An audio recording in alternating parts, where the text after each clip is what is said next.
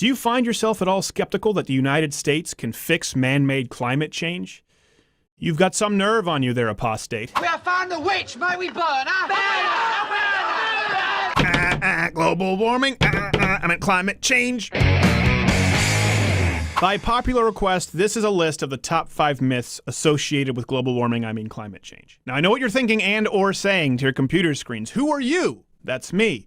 To create a video debunking climate change. You're no atmospheric scientist. See, the thing about that is, neither are you. Neither is this guy. My purpose here is not at all to pretend to be a scientist, but to get you, the viewer, to think about real science versus media hype. We're all gonna die. First off, here's the definition of science. Now, if you find yourself at all skeptical, a climate science denier is what you're labeled. Climate denier community. Climate deniers. Climate denial. Those who deny climate change. Ignorant, out of touch, or crazy. Either you believe in science or you don't. Climate change deniers. It's important to note this label is applied to anybody who finds themselves at all skeptical that the current proposed legislation would do anything to curb imminent global warming, I mean climate change. Let me explain a little more. To be a science denier at all to the current climate change coalition, you merely need to be skeptical of any one of these 4 things. Number 1, that the Earth is warming. Number 2, that humans are the primary cause of it. Number 3, that it will have catastrophic results. And most importantly, number 4, that the only entity competent and fit to stop these results is the United States government or some international form of government. Unless you accept all of those points wholesale, you are labeled a science denier by the same people who often push the idea that gender is merely a figment of your imagination. But that's none of my business. Maybe you believe all of these points, and that's fine. I want to hear from you in the comment section, because unlike the current climate change coalition, I don't believe that my opponents should be jailed. What's your thought on jailing skeptics as war criminals? Well, we'll see what happens. Was it appropriate to jail the guys from Enron? Interesting. Okay, right? So we'll see what happens. Bill Nye the fascist guy. Bill Nye the fascist guy. So I present to you the top 5 global warming, I mean climate change myths that you most likely believe. Consensus. 97% of scientists agree on climate change. Before we get to the fact that this is patently untrue, it's important to note that science isn't determined by consensus, it's determined by truth. There might have been consensus that the Earth was flat among certain circles. Truth revealed that it wasn't. Oops. There was consensus among many groups of Darwinians that black people were less evolved than white people and closer to our common ape-like ancestors. Truth revealed that's not the case. Just kidding.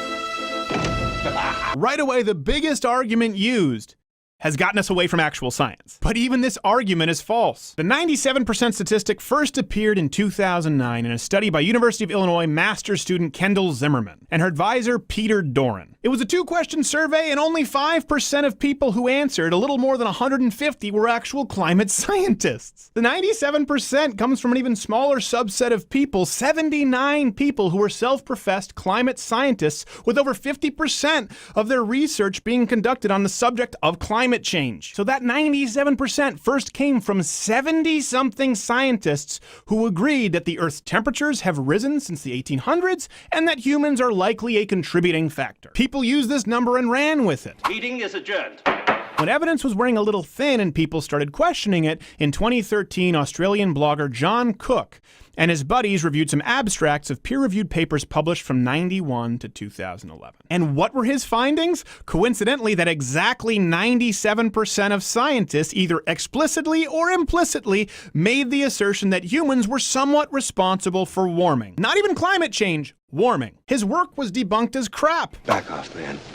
I'm a scientist. In the publication Science and Education in 2013, for example, David R. Legate, I don't know, I'm not racist, a professor of geography at the University of Delaware and former director of its Center for Climatic Research, and 3 co-authors reviewed the same papers as Mr. Cook and found only 41 papers, a whopping 0.3% of all 11,944 abstracts, or 1%.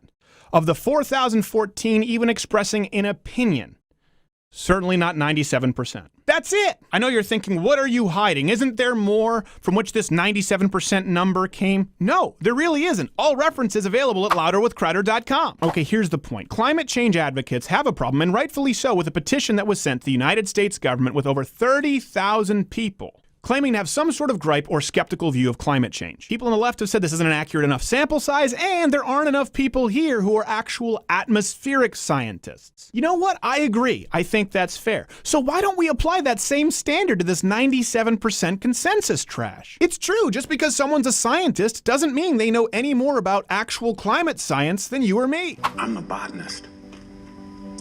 You wouldn't have your gastrointestinologist perform your brain surgery unless, like non-climate scientist Bill Nye, your head is planted firmly up your ass. Bill Nye the douchebag guy. Bill Nye the douchebag guy. I'm not even saying that most climate scientists, particularly those in a public dole, wouldn't say that climate change is an imminent threat and humans are the cause of it. My point is that just because someone says there is consensus, it doesn't absolve you or them of critical thinking. If you can't make the case as to why climate change is a catastrophic threat and man-made, you have no business citing some arbitrary number of which you don't even know the original source. By the way, who are these top climate scientists, like the head of the Sierra Club, referencing? How is it incorrect?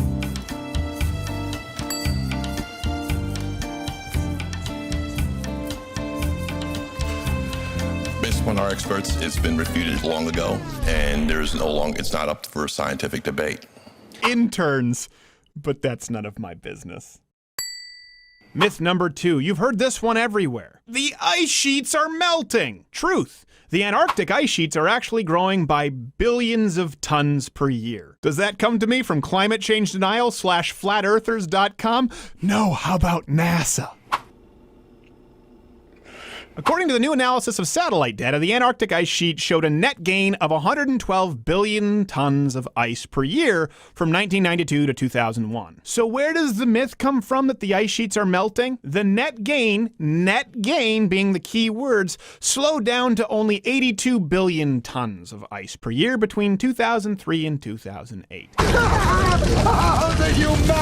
I know what you're thinking. Okay, numbers are relative and billions, it's hard to quantify. Let me give you the worst case scenario. The worst case scenario humanly possible. If the net gains continued to slow at the current rate without fail, it would still take over 3 decades for the Antarctic ice sheet to see any form of net loss. Just like contrary to Al Gore saying that Mount Kilimanjaro would have no snow within the decade, there's plenty of snow, still, year-round. Do we sometimes see it decrease? Absolutely. Anything close to catastrophic? Many scientists say no. Let's clip along here like you're still glad to be watching me. Myth! The polar bears are dying off. Truth! There are possibly more of these soulless, killing monsters on Earth today than ever. Certainly since we've begun monitoring them. Oh, I'm gonna kill the bear. Say it, I'm gonna kill the bear. Again, all third-party references at louderwithcrowder.com, where it's possibly a low of around 12,000 in the 1960s, with at least 25,000 on Earth today, likely much more. Also, it's one of the few species known to actually hunt humans. The hell are we keeping them around for? Say it, I'm gonna kill the bear. Say it. Say I'm gonna kill the bear. Say it! Science hat off. The polar bear myth was one that was easily sold through Disney films, where we could paint them as cute, cuddly little woodland creatures clinging to an iceberg in an attempt to get your kids to recycle. Don't show your kids this actual polar bear tearing apart this baby seal, tossing his lower intestines across the Alaskan tundra. If their population keeps growing, that won't be a seal, it'll be your son. Science hat back on. Kill all of them. I'm gonna kill the bear. Say it again! I'm gonna kill the bear. And again! I'm gonna kill the bear! Good! Myth number 4. Our current climate models are accurate, and our predictions have been stellar. I think you can guess where this one's going. We rely on a few organizations for these predictions, one of which is NOAA. They can't even accurately predict how many hurricanes there will be this year in Florida. We've tasked them with acting as our first warning system for retired French Canadians and old Jewish men in Hawaiian shirts, and their technology can't even get that right. Okay, what is wrong with the thing?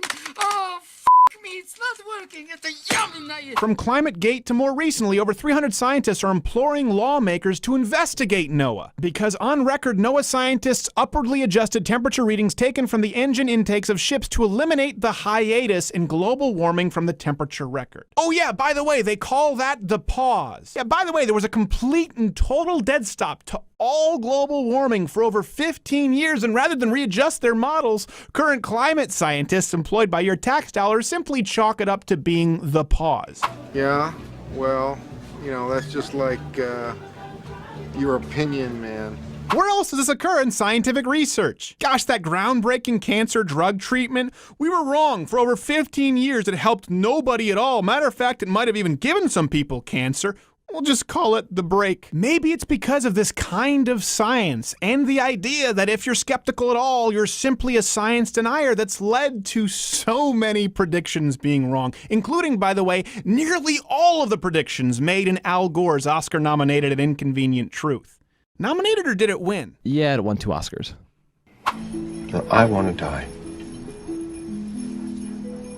Which predictions, to rattle off a few, like Mount Kilimanjaro as we address the polar bears. North Pole still has ice. He didn't account for the 15-plus year pause, and the weather has not gotten worse. But you can go back to the 70s and find other doomsday predictions, like global cooling, overpopulation, and the mass starvation epidemic, which would have been spread by 1990. Well, funnily enough, I was just talking to my friend about that. Our speedometer's melted, and as a result, it's very hard to say with any degree of accuracy exactly how fast we were going. And of course, the constant predictions of resource depletion, peak oil, and possibly mass extinction. All of these have been made by either your federal government or very respected scientists since the 1970s up until now. When these predictions are verifiably wrong, as they nearly always are, do we recalibrate and say, you know what, maybe things aren't as imminent as we've said, or do we simply dismiss any dissidents as climate science deniers? They've made predictions. You and I and planet Earth has been the experiment. We've been able to test many times the hypothesis, and in many instances, it was wrong. Well, yeah, I could buy that, sure, I guess. You would know better than us, especially since we got a melted speedometer. Abandoning that and moving the goalposts? That's the definition of being anti-science. But again, if you disagree with me, that's great. I think this discussion should take place. I'm not trying to jail you. Again, check all the references at louderwithcreditor.com. Look at the source predictions, and then observe the results. Many of these climate scientists wanted you to believe that even as early as the 1990s, the Earth would be like this. But really, it's been like this. Sunshine, lollipops, and rainbows, everything that's... Matter of fact, one of the most often cited predictions from 2007 in the BBC by Professor Wisław Maslowski, I don't know how I pronounced it, I'm not racist, he predicted that the ice caps would be entirely melted by 2013. When it didn't happen, did they admit they were wrong? No, they just said actually it's going to happen in 2016. That's when the Earth's going to be like this.